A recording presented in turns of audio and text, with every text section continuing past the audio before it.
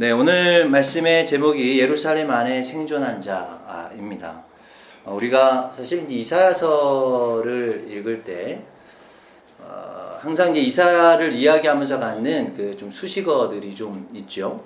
보통 이제 이사야서를 이야기할 때는 그 성경 속의 성경이다라고 이야기를 합니다. 왜냐하면 이사야서가 전체 66장으로 되어져 있는데 그 66장이 이 성경 전체의 66권을 이야기를 하고 있다는 거죠. 그래서 이 한 장 한 장이 성경의 한 권 한 권을 이제 의미하고 있고, 또 39권, 27권이라고 하는 또 특별한 의미를 그 안에 담고 있기 때문에 그렇습니다. 또 한 가지 이제 이사야서 갖고 있는 하나의 수식어가 있다면, 구약의 복음서라고도 표현을 하죠.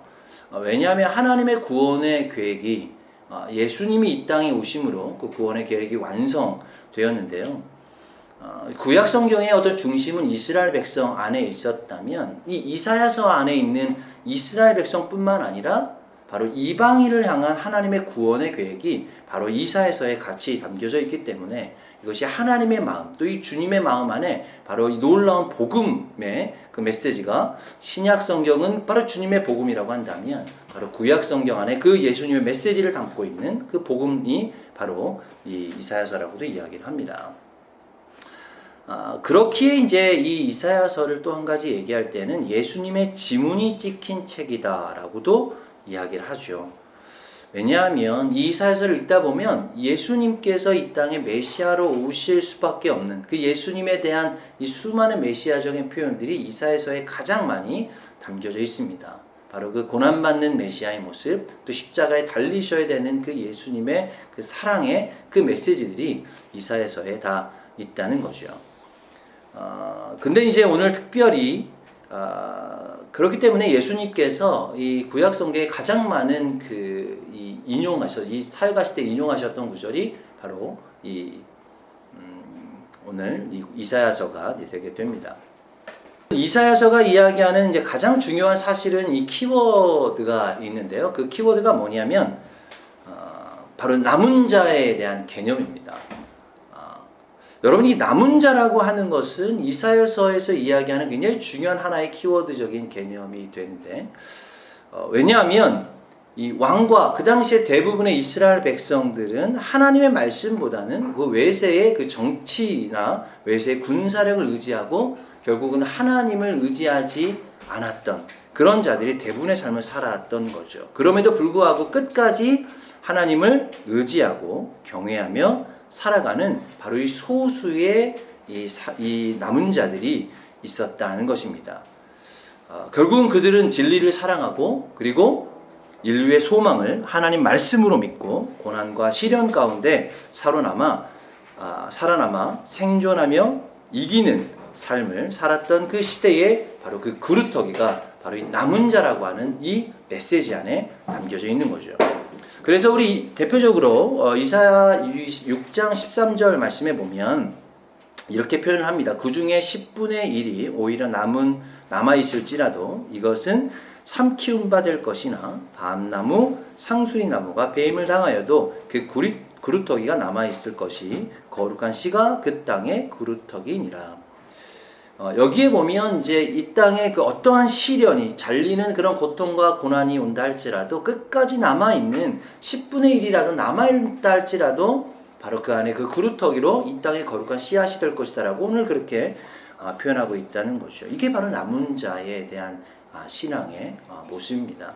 근데 오늘 이 남은 자를 오늘 본문에는 뭐라고 표현을 하냐면 구체적으로 세 가지로 이야기하는데, 첫 번째 시온에 남아있는 자, 그리고 예루살렘에 머물러 있는 자. 근데 이 두 사람의 부류를, 즉 다시 말해서 뭐라고 한 이 문장으로 표현하냐면 예루살렘의 생존, 예루살렘 안에 생존한 자라고 그렇게 기록하고 있다는 거죠. 여러분이 이제 그루터기가 갖고 있는 의미가 있다면, 그루터기는 땅 위에 있는 것보다, 땅 위에 남아있는 것보다 땅 속에 있는 뿌리가 더 강하고 더 견고하고 더 깊게 박혀져 있는 것이죠.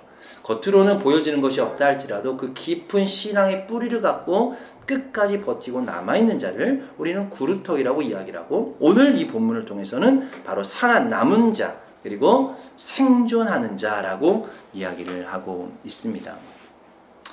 그래서 오늘 이 성경 말씀의 이 제목은요, 우리에게서는 굉장히 실제적인 그런 이 문장 같아요. 왜냐하면 지금 우리가 시온에 남아있는 자들이고 예루살렘에 머문 자들이고 그리고 예루살렘 안에서 지금 생존의 싸움을 하고 있기 때문에 그렇습니다.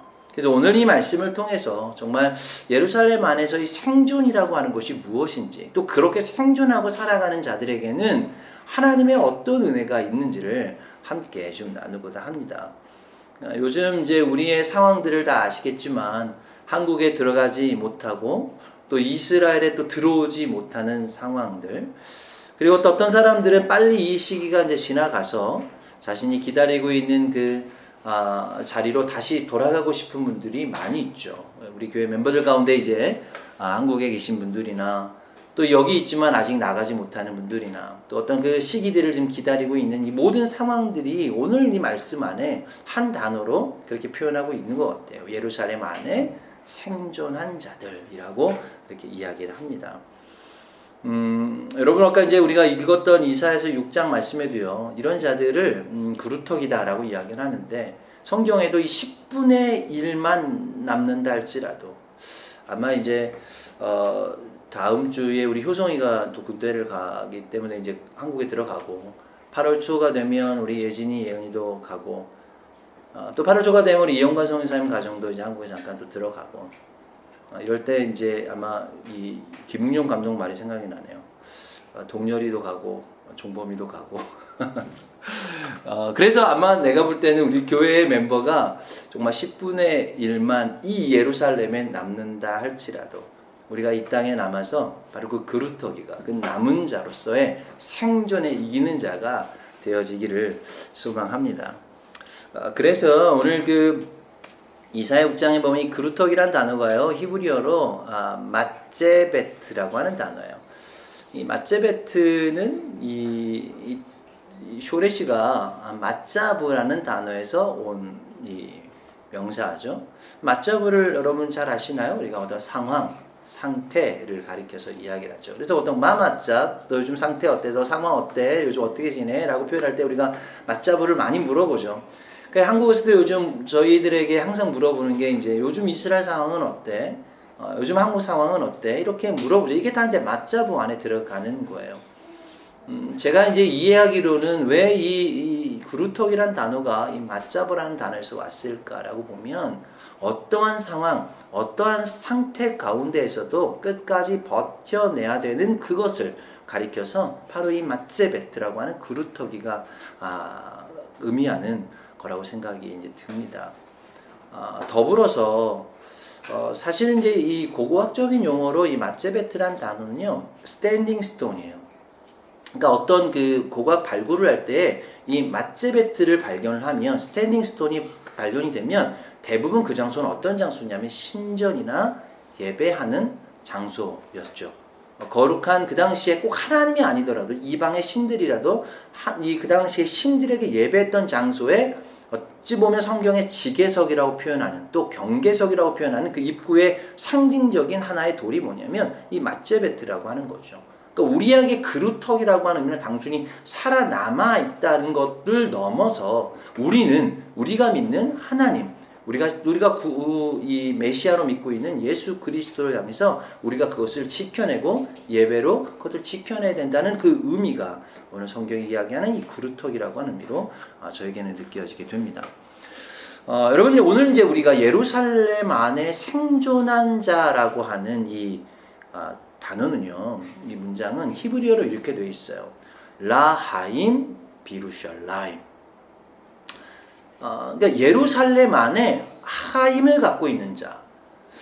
굉장히 심플하죠? 그러니까 뭐 직역하면 예루살렘에서 숨쉬고 살고 있는 자라고 하는 거죠. 예루살렘 안에 삶을 영위하는 자라고 하는 거예요. 지금 우리 같은 거죠. 뭐 어떻게 살아 상관없어요. 우리 안에 지금 예루살렘에서 우리는 매일 일어나고 또 살아가고 우리가 거기에 숨쉬고 살아가는 그것을 가리켜서 라하임 비루샬라임이라고 이야기를 하고 있습니다. 이것을 이제 생존이라는 단어로 우리 성경에는 표현하고 있다는 거예요. 이게 서바이벌이라고 하는 이 단어는 매일마다 치열한 영적 전쟁, 치열한 실제적인 전쟁들을 우리가 치르고 살아가지만 그것이 삶이어야 되는 자.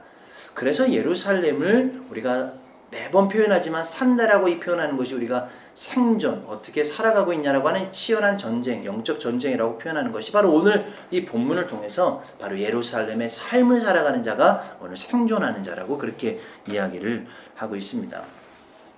최근에 이제 이렇게 영상을 가끔 보다 보면 제가 조금 즐겨보는 하나의 그 영상이 뭐냐면 그 베어 그릴스, 그 디스커버리 채널에 있는 베어 그릴스라고 하는 사람이 야생에 가서 혼자 살아남는 그런 영상들이 좀 있습니다. 보신 분들이 있을지 모르겠지만, 근데 그걸 보면서 저는 이제 두 가지의 좀 생각을 하는데, 하나는 정말 생존이라는 게 뭘까? 이 사람이 갖고 있는 하나의 철칙이 있더라고요. 이 베어 그릴스라는 사람이 가서의 생존은 절대 자연과 맞서지 않는다. 내가 자연을 이기려고 하지 않는다가 첫 번째 목적이에요. 두 번째, 먹어야 되는데 그 먹을 때 이것이 먹을 수 있는 것이냐 먹을 수 없는 것이냐를 구별하는 것이 굉장히 중요하다는 거죠. 그러니까 뭐든지 뭐가 있다고 해서 먹으면 그것이 오히려 해가 될 수 있다라고 하게 됩니다. 그렇게 본다면 바로 저는 성경에서 이사야서가 갖고 있는 게 이 베어 그릴스 같은 어떤 이 생존과 관련되어 있는 성경에 정말 우리가 어떻게 해야 이 땅에 살아남을 수 있는가를 가르쳐주고 있는 메시지가, 신앙적으로 가르쳐주고 있는 메시지가 바로 이 이사야서라고 저는 생각이 듭니다.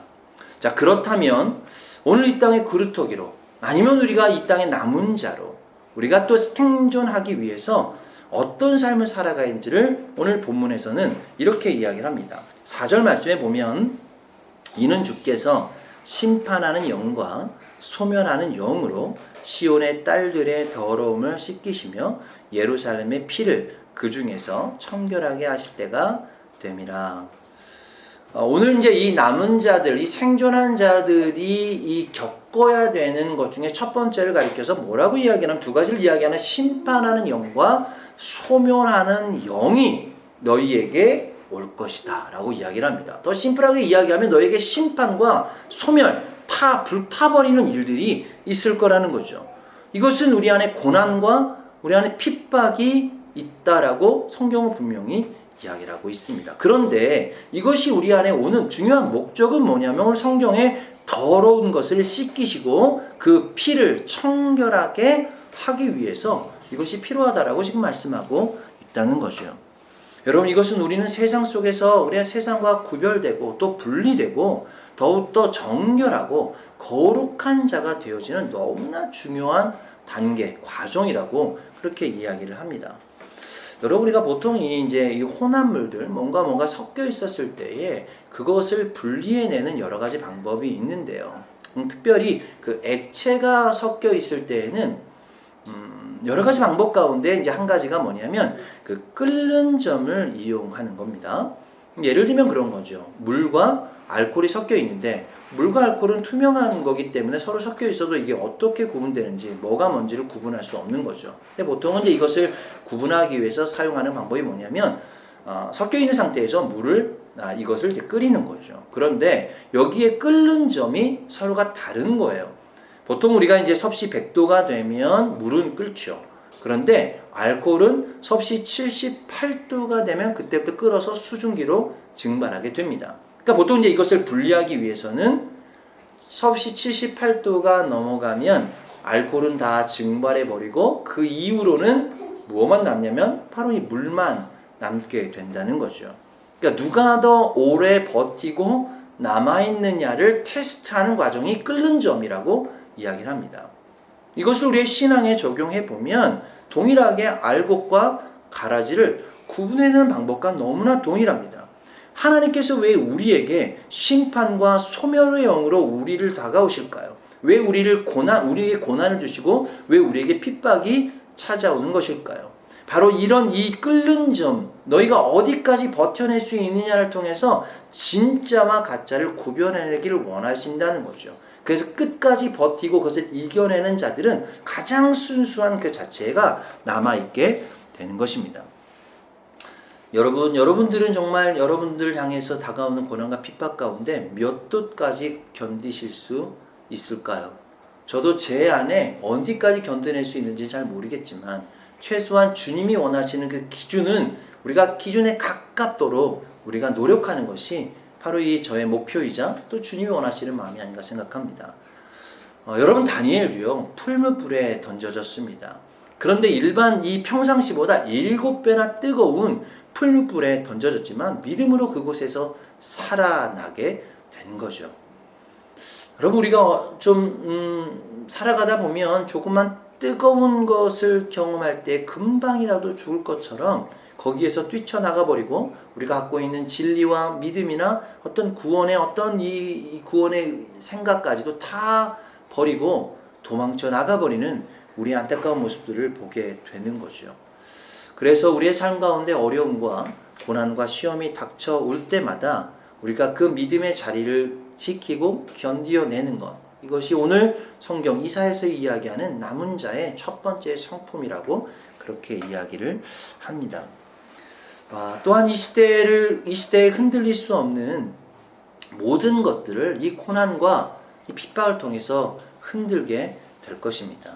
그것이 교회를 흔들고 가정을 흔들고 부부관계를 흔들고 또한 우리 재정으로도 흔들기도 합니다.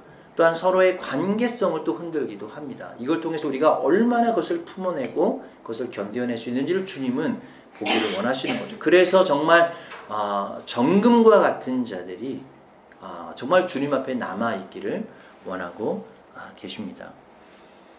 여러분 두 번째로 이제 이 남아있는 자 그리고 이 생존한 자들에게 일어난 일들에 대해서 5절 말씀에 이렇게 표현을 합니다. 여호와께서 거하시는 온 시온산과 모든 지폐 위에 낮이면 구름과 연기, 밤이면 화염의 빛을 만드시고 그 모든 영광 위에 덮개를 두시며. 지금 이제 두 번째로 이제 겹쳐야 되는 이런 이 고난과 시련들 안에서 남아 있게 된다면 여호와 하나님께서 그들을 온 시온산과 모든 지폐 위에 낮에는 구름과 연기로 밤에는 화염과 그 빛으로 그들을 덮어두시고 보호하신다라고 지금 이야기를 하고 있습니다. 여기에서 이제 특별히 온 시온산과 모든 집회라고 한다는 것은 모임을 가리켜서 이야기를 이 모든 한 이 무리가 모여 있는 것. 저는 지금 이 시대를 향해서 이 단어를 표현하자면 바로 이것이 바로 교회를 향한 말씀이라고 생각이 듭니다. 바로 교회를 보호하시고 그 위에 하나님의 영광의 덮개를 덮어두실 것이다 라고 이야기를 하고 있습니다. 근데 여러분 이 교회를 향해서 하시는 말씀 가운데 이 교회들은요 지금 온실 안에 있는 교회를 이야기하지 않아요. 뭔가 잘되고 뭔가 겉으로 화려한 교회들을 이야기하고 있지 않아요. 오히려 지금 타는 듯한 더위에 메말라 있는 교회들을 향해서 아니면 밤에면 어두워서 한치 앞을 보지 못하고 추워서 덜덜 떨면서 지금 이 죽음의 위협을 느끼고 있는 교회들을 향해서 그 모든 집회들을 향해서 지금 주님께서는 그렇게 말씀하고 있다는 거예요. 낮에는 내가 너의 구름으로 그늘을 만들고 저녁에는 내가 빛이 되어서 너를 인도할 것이고 추위 가운데 그것을 이겨낼 수 있는 너의 그 따뜻함을 내가 너에게 줄 것이다 라고 이 시대에 지금 고난과 핍박 가운데 있는 교회들 향해서 그렇게 지금 하나님은 말씀하고 있다는 거죠. 여러분 여기에서 덮개라고 하는 단어가 우리에게 좀 익숙한 단어예요. 후파라고 하는 단어입니다. 여러분 후파를 많이 들어보셨나요? 결혼식에 많이 듣죠. 유대인의 결혼식에 신랑과 신부가 이제 결혼 서약을 하는 그 이 네모난 천을 딱딱 들고 있어서 그 하나의 이 철을 가리켜서 후파라고 합니다. 여러분이 후파는 어찌 보면 첫 가정이 이루어지는 가장 거룩한 곳이죠. 그리고 가장 안전한 곳이기도 하고 신랑과 신부가 하나님의 영광을 보는 곳입니다. 바로 그 후파 안에 주님의 교회들을 두시겠다라고 이야기를 합니다. 이 주님의 그 신랑 대신 주님을 이 신부 대신 신부된 이 교회가 주님을 맞이하는 곳이 바로 그 영광의 덮개인 것이고 또 우리가 바로 그 주님의 그 보호하심 아래 가장 뜨거운 사랑을 하는 바로 그 장소가 바로 이 후파라고 하는 것이죠. 그래서 이 시대에 주님이 교회를 향해 지금 준비하신 것은 바로 이 영광의 덮개 후파와 그리고 하나님의 그늘과 하나님의 빛과 하나님의 영광을 그렇게 준비하셨다라고 이야기를 하고 있습니다. 여러분 그래서 요즘 한국의 이 교회들이 많이 핍박을 받는다라고 이야기를 합니다. 그런데 여러분 교회를 향한 핍박은요 어느 시대에도 있었어요. 그리고 또 교회를 향한 주님의 보호하심과 주님의 부흥도 어느 시대도 있었다는 거죠. 이것이 우리 시대만 일어나는 특별한 일이 아니라는 거예요. 근데 여러분, 교회를 향한 핍박은 우리에게는 너무나 중요한 신앙적 기회라는 것입니다. 이것이 심장박동과도 같은 거라고 저는 생각이 들어요. 이 심장박동이 없으면 우리가 삶을 더 이상 살아갈 수 없는 것처럼, 예루살렘의 하임을 이룰 수 없는 것처럼 이 심장이 한번 뛸 때마다 우리는 살아가야 되는 이유가 분명히 있는 것이고, 이 심장박동은 우리에게는 바로 이것이 고난이고 핍박이라고 이야기를 합니다. 그래서 지금 우리가 지금 살아가고 있는 이 이유이고, 고난을 받아야 되는 그 이유가 바로 심장의 이 울림 가운데, 이 생명의 울림 가운데 있다는 거죠. 여러분, 제가 하면서 잠깐 좀 기도 제목을 같이 나누기를 원하는데요. 2주 전에 저희 아버님이 갑자기 좀 쓰러지셨어요. 근데 저도 일주일 전에 알게 됐습니다. 갑작스럽게 일이 이제 발생을 했는데, 저희 누나들이나 저희 어머니가 저에게 연락을 안 하신 거예요. 괜히 걱정할까봐 연락을 하지 않고, 아버님이 갑자기 이제 우리 아시겠지만 5년 전쯤에 한번 크게 심장이 무리가 와서 쓰러지셨어요. 그래서 중환자실에서 한 달 정도 계시고, 그러나 너무나 기적적으로 의식을 찾으시고, 또한 이제는 많이 회복이 좀 되셨어요. 근데 이제 여기 제세동기를 심장에 달고 계셨는데, 근데 최근에 이제 나이도 있으시고 또 연로하시기도 하면서 갑작스럽게 이제 심장에 이제 물이 차면서 의식을 잃고 이제 쓰러지셨습니다. 급하게 응급실을 가게 되고 또 중환자실에 있다가 지금은 다행히 감사하게 의식을 찾으시고 이제 집으로 지금 이제 와 계신 상황이 됩니다. 근데 참 이 죄송한 마음이 들죠. 저에게 이제 연락을 하지 않은 이유는, 연락을 해도 지금 저희가 한국에 갈 수 있는, 급하게 한국에 갈 수 있는 여러 상황들이 아니니까 올 수 없는데 괜히 마음만 불편하게 하고 싶지 않은 그런 가족의 마음들이 느껴지기도 합니다. 근데 이제 한편에는 우리 이제 제가 가족 카톡방에 먼저는 이제 정말 너무 미안하고 또 이 부모님께 죄송하다는 말씀을 했어요. 또 그러면서 하나님 여전히 살아계셔서 감사하다고 표현을 했습니다. 그러니까 저에게는 이 아버지의 심장 박동이 점점 약해지고 있는 것을 느껴요. 그런데 그 심장 박동은 아버지가 살아계신 이유이자, 또 우리 가정 안에는 아버지가 이렇게 좀 연로하시고 아프시기 때문에 우리 안에 이건 왜 우리 가정에 이런 고난과 핍박이, 고난과 고통이 있을까라고 생각하지만, 이것을 통해서 우리가 더욱더 믿음 안에서 기도하게 되는, 이 믿음의 가정을 이루는 하나님이 우리를 이끌어 가시는 또 하나의 생명의 울림이라고 생각이 듭니다. 그래서 오늘 우리가 이 시대의 교회를 향한 하나님의 그 심장박동, 고난, 고통은 우리를 다시 한번 일깨워서 오늘 그것이 다시 들어왔던 피가 다시금 그 힘을 통해서 세상으로 흘러나가게 되는, 오늘 성경의 이 거룩한 예루살렘의 피가 정결하게 되어진다라고 하는 그 심장의 박동이 일어나는 바로 그 말씀을 하고 있습니다. 그래서 오늘 마지막으로 이 남은 자들과 생존한 자들이 갖고 있는 은혜를 6절 말씀에 이렇게 이야기를 합니다.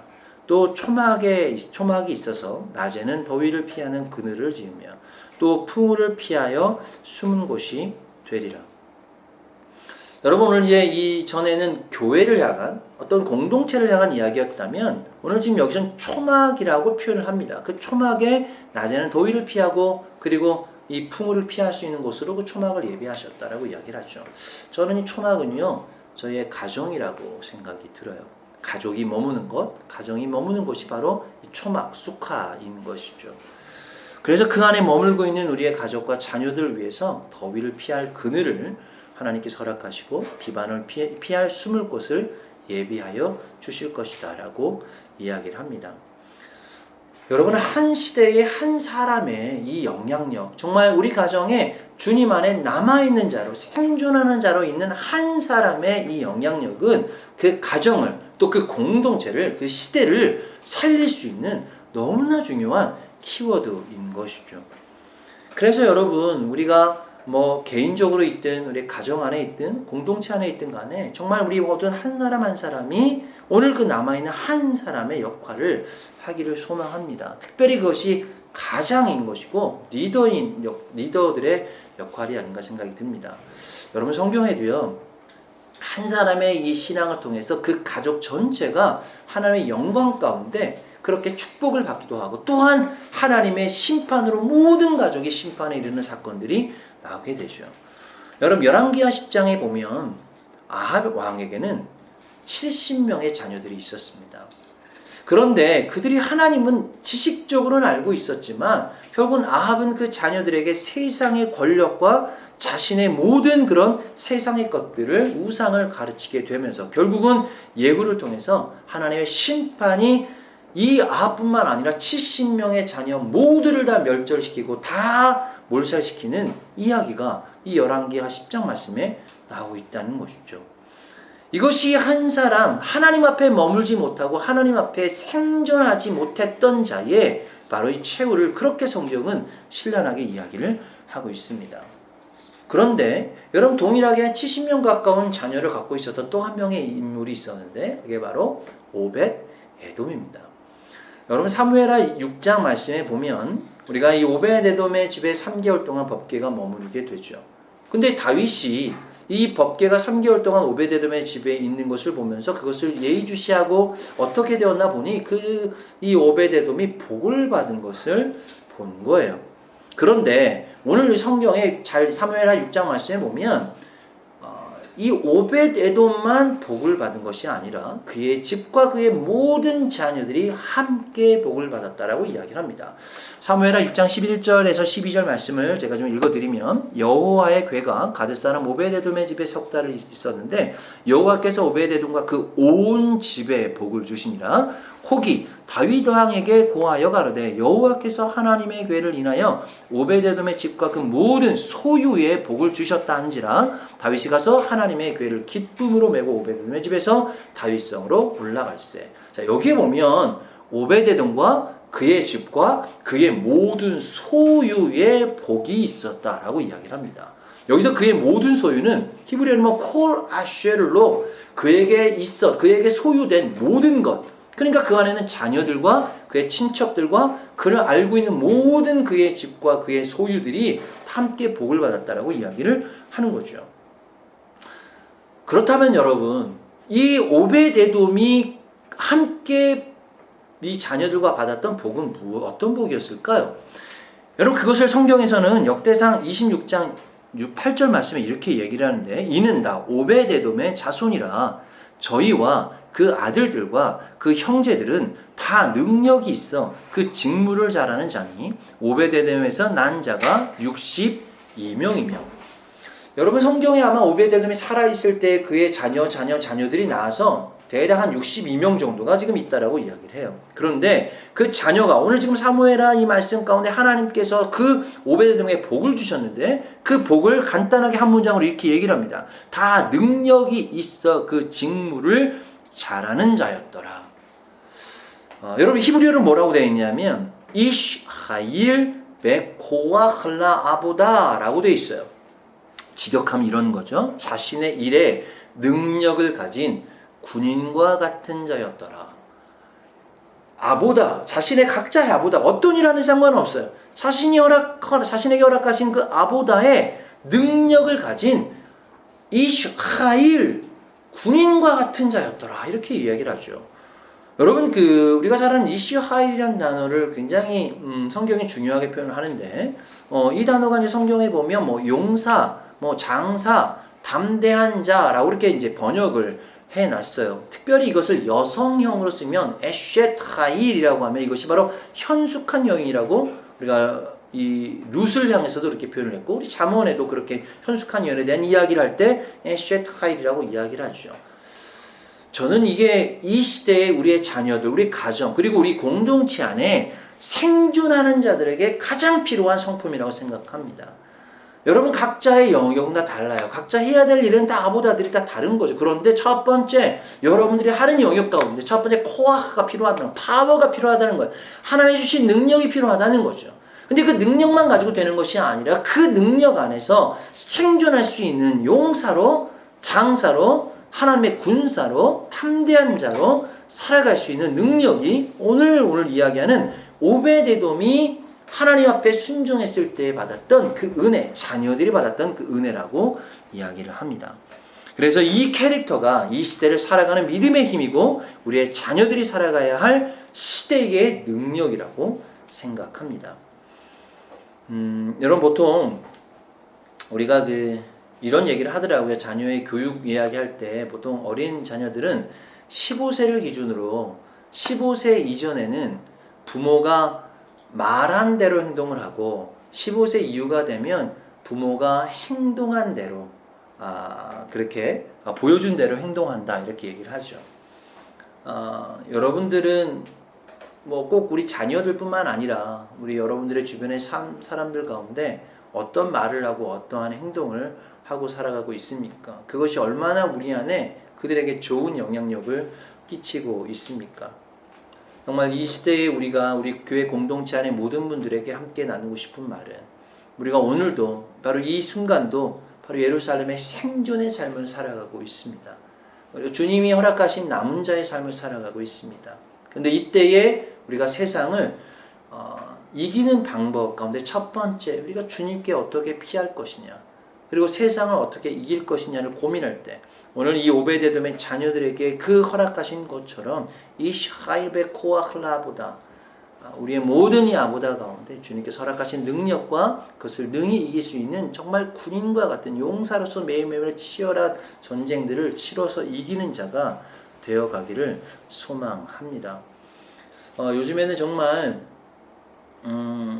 우리가 이제 살아가면서 주님의 복을 누리고 살아가야 될 때인 것 같아요. 제가 지난주에 어떤 이제 글을 읽다가 하나의 글을 봤는데 이게 조금 의아하긴 했어요. 그래서 그게 뭐냐면 제가 이제 러시아를 잘 모르니까 러시아어로는요 하나님이란 단어가 보그란 단어래요. 김진아 목사님 제 발음이 좀 맞는지 모르겠습니다. 보그. 근데 이걸 바꿔 얘기하면 복이란 단어는 보그.